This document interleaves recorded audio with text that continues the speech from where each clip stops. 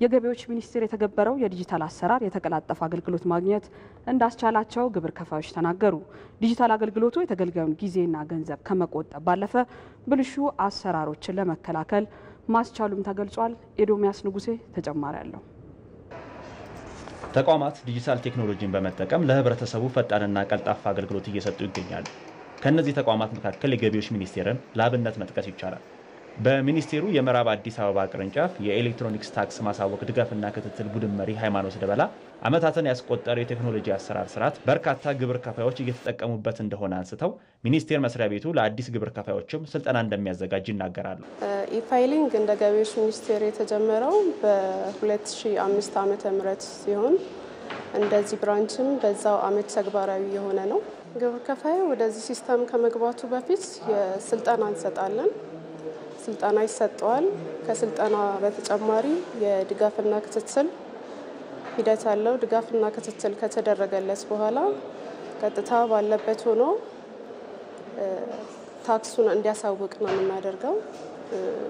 እስካሁን ያለን የግብር ከፋይ ብዛት ወደ ስርዓቱ የገባ የግብር ከፋይ ብዛት 13700 አካባቢ ነው።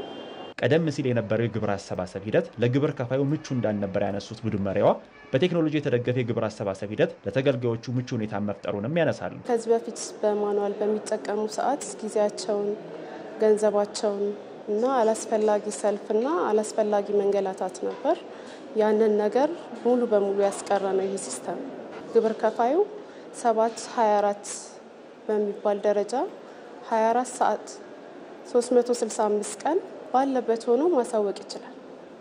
ባለበት ቦታ ማለት የተለያየ ዓለምም ሊሆን ይችላል። ከኢትዮጵያ ውጭ ሊንኩን በመጠቀም ግብሩን ባለበት ሆኖ ማሳወቅ ይችላልና ትልቅ ፋይዳ አለው ለግብር ከፋዩ።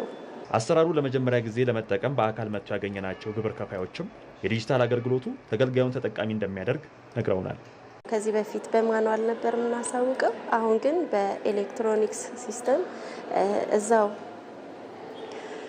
ባለንበት ቦታ ሆነን እንድናሳውቅና የክፍያውንም ሁሉንም ሁኔታ እዛው መጨረስ እንድንችል ረድቶናል። ብዙ ነገራችንን ቆጥቦልናል። ኦንላይን መሆኑ ቤኔፊቱ ለኔ ብቻ ሳይሆን ለአብዛኛው ድርጅት እንደዚህ በአካል መጥቶ ከመጉላላት እንዲወረፋ ከመጠበቂያው ያን ሁላ ሰው የሚያስተናግድ የተወሰነ ሰው ነው የሚኖረውና በዛ መጉላላት የሚኖሩ ነገሮችን በጣም ይቀንሳል። በታይም እና በኤነርጂ በጣም ብዙ ነገሮችን ሶልቭ ያደርጋል ብዬ አምናለሁ። ስለዚህ እኔም አሁን ስገባበት ያ ነገር ቀሎ መጠበቁ ለኔ በጣም ተመችቶኛል። ቴክኖሎጂው የተገልጋዩን ጊዜና ገንዘብ ከመቆጠብ ባለፈ ህገወጥ አሰራሮችን ለመከላከል እንደሚያግዝ ቡድን መሪዋ ይናገራሉ። ለሙስና ተጋላጭነትን ይቀንሳል። የሰዎች ንክኪን ስለሚቀንስ አላስፈላጊ ወጪዎችን ይቀንሳል እና ብክነቶችን ይቀንሳል እና ይህን ሲስተም ቢጠቀሙ ተጠቃሚ ይሆናሉ ብዬ አስባለሁ። ተቋማት ዲጂታል ቴክኖሎጂን ገንብተው አገልግሎት አሰጣጣቸውን እንዲያቀላጥፉ መንግስት በርካታ ተግባራትን እያከናወነ ይገኛል። ተመልካቾች የኢቲቪ 57 የቢዝነስ ዜናችን እንደቀጠለ ነው። ከባንኮችና ከሌሎች አገልግሎት ሰጪ ተቋማት ጋር ተሳስሮ የሚሰጠው የዲጂታል ክፍያ ስርዓት ግብይትን ቀላልና ዘመናዊ እያደረገ ይገኛል። የገንዘብ እንቅስቃሴዎችን በዘመናዊ መንገድ እንዲመሩና ክፍያዎች እንዲዘምኑ የሚያስችል ቴክኖሎጂን ካስተዋወቁ ተቋማት መካከል የአንዱን ተሞክሮ ከስራ አስፈጻሚው ከራሱ አንደበት እንከታተል።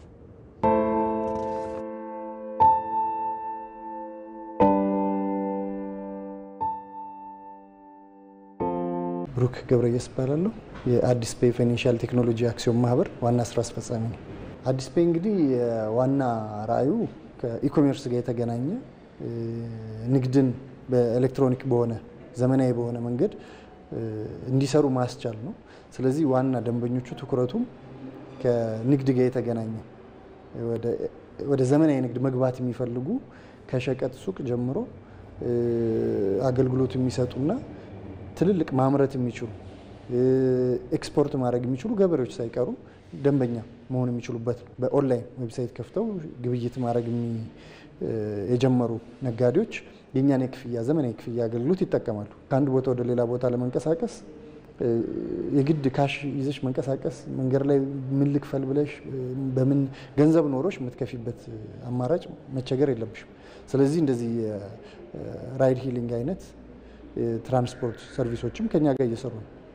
ኢቭን ባህላዊ ዕቁብ እንኳን አሁን ዘመናዊ ሆኖ ዕቁብ በቴክኖሎጂ በዲጂታል መንገድ ይሰበሰባል። አገልግሎቱም በሞባይሉ ላይ ግብይቱን ክፍያውን በዛ ላይ ማድረግ እንዲችል እያደረግን ነው። ወደዛ ውስጥ እየመጡ ያሉ የተመዘገቡ በጣም ብዙ ደንበኞች አሉ።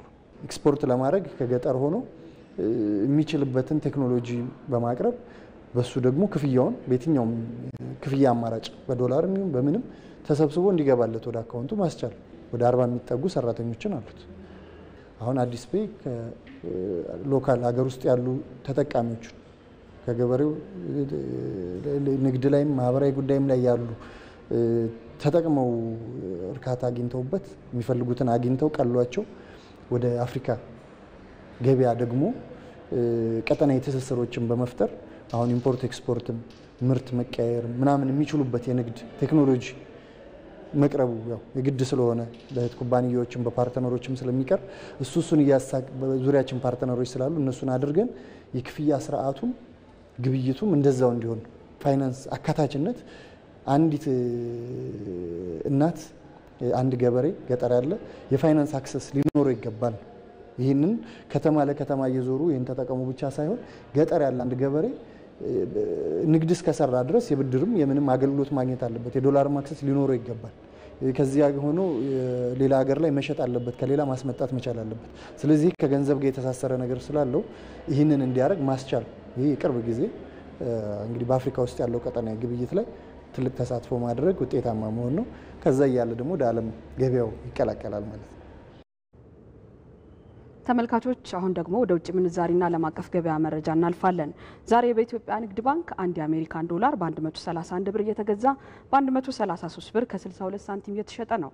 ኦሮሚያ ባንክ ደግሞ አንዱን የአሜሪካን ዶላር በ132 ብር ከ31 ሳንቲም እየገዛ በ134 ብር ከ95 ሳንቲም እየሸጠ ነው። እነዚህንና ሌሎች ዓለም አቀፍ የድፍድፍና ተያያዥ ግብይት መረጃዎችን ደግሞ ተከታተሉ።